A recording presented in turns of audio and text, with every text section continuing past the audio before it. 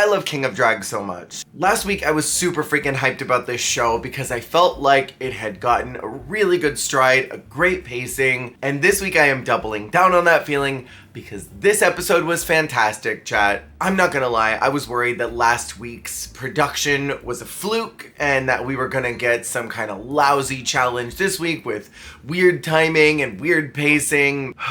Thankfully, it was just as much of a slay as last week, and I am so happy about that. Our theme for the Kings this week is prom, an experience that so many heteronormative folks have a great time with in high school. You always hear about these crazy prom stories where someone had their first kiss on the dance floor, or they had their first lay. They met their soulmate at prom. A group of people get super punch drunk and they all have to stay in a hotel and agree not to tell the parents what happened that night. But for a lot of queer folks, prom is not it at all. A lot of us who went to school in the 90s or the early 2000s, or even in modern times if you're in more rural America, had these experiences where we really had to hide who we are, and we had to present as straight as possible. Many of us didn't even go to prom for fear of one, being outed, or two, just out of the sadness of not being able to be there with the one that you really wanted to dance with. I went with a good friend of mine and we were there all night, but I really wanted to go with this cute track star who was also fruity but was definitely presenting straight. And he was also on the election for Prom King, so all night I just kept staring at him and wondering what it would have been like if I had been dancing with him. And so prom was fun, but it also was cast in this shadowy pall of wishing that it was different. And so I think a challenge like this is really cathartic to a lot of queer folks. And we really got to dive into the psychology of the people underneath these performers, which I think was a beautiful thing to see. This was emotionally impactful. These are real queer stories that I love to see and hear about because it helps normalize the experience of those of us who didn't have a spectacular upbringing, did not have a spectacular connection with our queerness. Or maybe we understood it, but just the world wasn't ready for it. And this is the type of storytelling that I wish that Drag Race would allow to show up on the mainline seasons, rather than the petty drama that always crops up. But before we get too deep into all of this, we need to talk about this weenie challenge. Because getting a history lesson on drag kings across the globe, not just in America, which I was so happy to see that they did a global representation of this,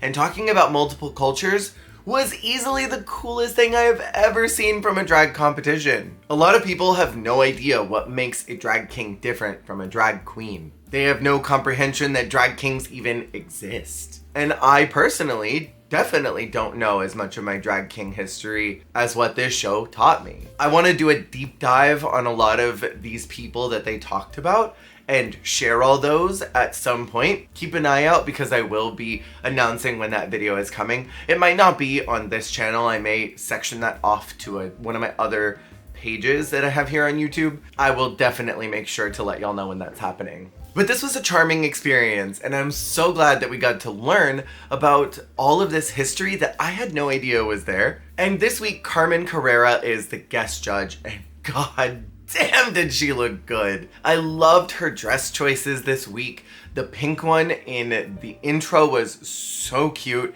and then that beautiful eggplant later down on the runway was everything. I've been meaning to watch Drag Latina for a while, and I just haven't known where to find it. So when I have a chance to sit down and watch that, maybe I'll do a couple quick recaps on the whole thing. And the beefy challenge this week is to create a prom king look. Get it? Because of prom kings.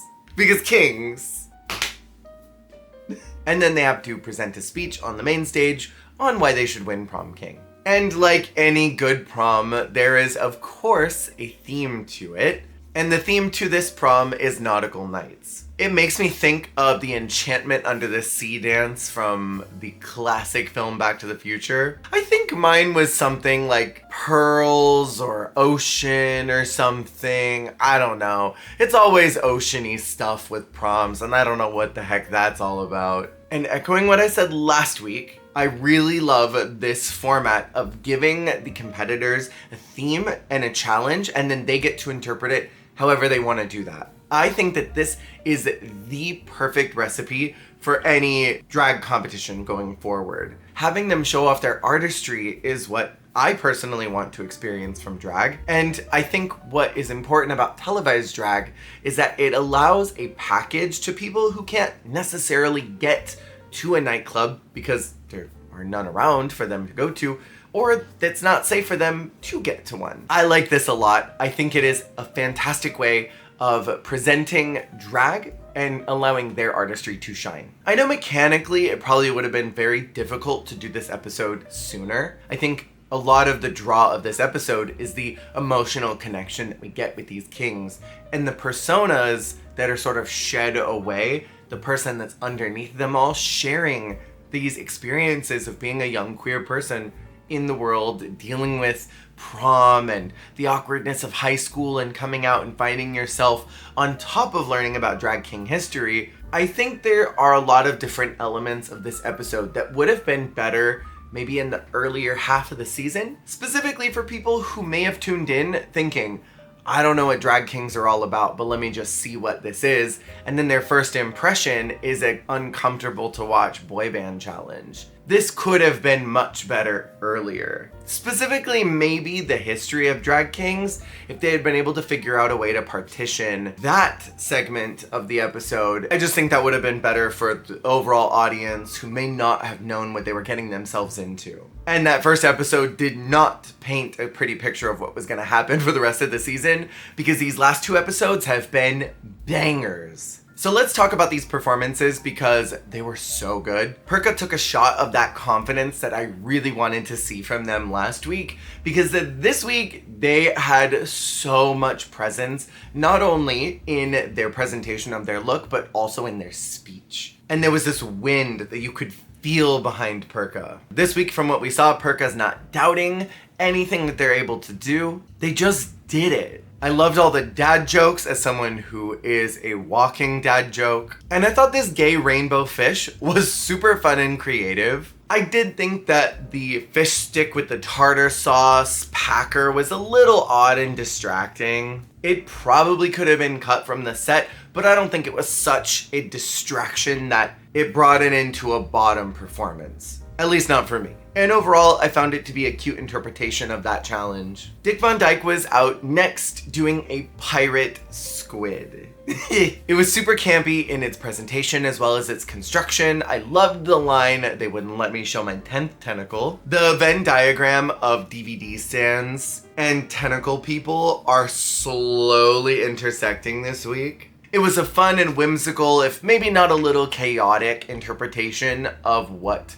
Prom King on Nautical Nights is. I think it could have been reeled in just a smidge, maybe ditched like one concept, and then it would have been super successful. Henlo was doing a shipwreck look because in their mind, Henlo would not have good enough grades to even be able to go to prom, which I don't remember prom having any grade requirements. I don't remember if you had to be doing well, like you couldn't go if you were on academic probation or anything. I understood the story, I got it. I think the visual artistry of Henlo is through the roof. I love the little coin details, the construction of the coral that was on the body, the way that it was painted. I love that Henlo addressed all the people that helped make this outfit, but I also love that the production editors allowed those names and photos to get shown. In shows like Dragula and Drag Race, they want us as the audience to have the illusion that the performers are making their stuff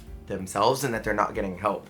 So they don't acknowledge that anybody else did anything. And I've heard that for one of these shows, I won't say which one, they're specifically not even allowed to tag the artists who made some of their things depending on what the challenge was, which is a little crazy to me. And so I'm glad that they got to share who made this. I also loved those lashes, and I was trying to eagle eye in, but it almost looked like a pirate ship. If so, that's really cool. I'm very enamored by Henlo this week, and I'm so glad that they finally got a win because it has been a long time coming. I do think that maybe the speech was a little bit too studied and it lacks some freedom, I guess, in a way that Perka was just open and free in their presentation of this. Charles is next doing his interpretation of the black spot.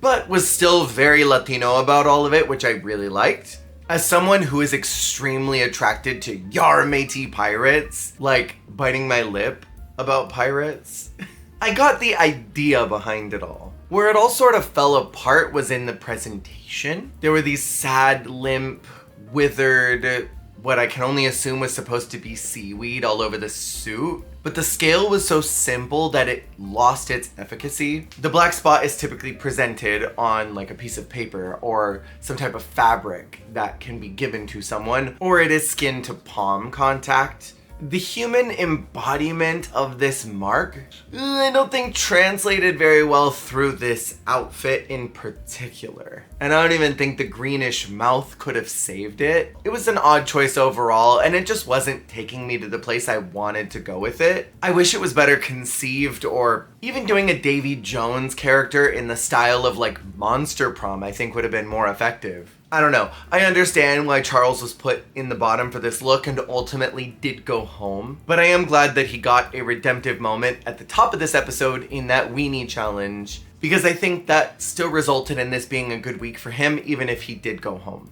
Big D is next, and D had a huge, massive story this week, which ultimately didn't lead to anything, but I'm kind of okay with that. I love this editing style that does not revolve around the winner and the loser of the week, like Drag Race, which often focuses entirely on whoever is going to win and whoever is going to go home. And we're sort of primed from the top of the episode to recognize, this one is in danger, or this will be their moment that we've been waiting for. I'm glad that we get to know these competitors outside of their victories or stumbles. And this weird Captain AFAB that Big D was doing was so freaking funny. I love that it's still incorporated so much of Big D and their thesis of drag into this character. Big D is a clown, and this character was written in that universe. It may have been slightly off topic, but it was clever enough that I could forgive that. And honestly, I enjoyed the hell out of it. Molasses is last, and my god, their body is insane. The glutes and the arms are what I wish my body looked like. Hot damn. Molasses sadly was the most off topic this week. If the room the challenge happened existed here, Charles was down the hallway in another room, and Molasses was across the street at the neighbor's house at a completely different party. I love this leather daddy look for another challenge. Considering how Molasses has been dominating every single theme, this was oddly incoherent for what they normally do.